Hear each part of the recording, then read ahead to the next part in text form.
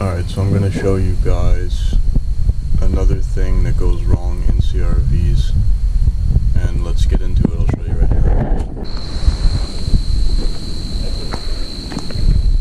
So we got the gas tank on this side, and I'm going to show you guys, going to pull this wheel off, and we'll look behind it.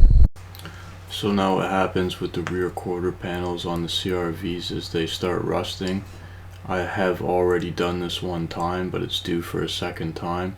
I'm actually not sure if I got right to the edge on the inside. I know I've done the outside, so I may actually be hitting this inside for the first time. But again guys, you're gonna see this with 2002 to 2006 models.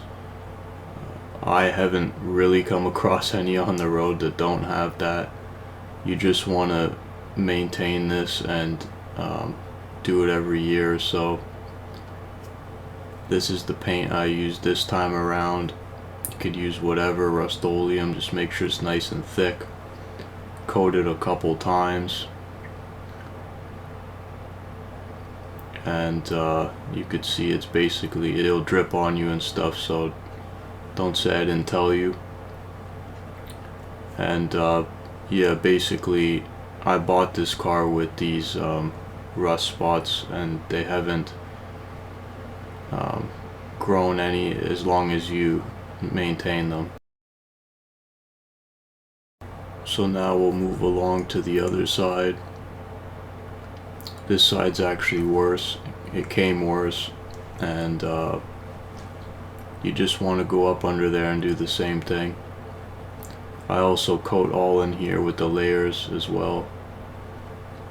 Well, I basically coat the hole underneath. There's a hole right there that's always been there, and I also do it on the other side. Here's an example of the exterior. These you have to keep up as well, and I'm gonna shove the camera up over this tire so I can show you what it looks like after I've done it. It's pretty solid. But yeah, it's really a careless job. You just slap it all in there, coat it multiple times, as many as you want. And here we go to the other side. Again, you can see I'm just trying to cap all the air bubbles so that they don't grow. I also like to get it as close to that plastic siding as I can as well. It just improves that seam appearance on the exterior. But here again, I'm gonna try and show you here. See how nice and thick that is. That's about 2 or 3 layers, but it's capping the bubbles so that the air isn't gonna get in there and allow that rust to grow, as you guys can see. Now, I've been doing this forever, and like I said, as long as you guys stay on top of it, it shouldn't grow, if at all.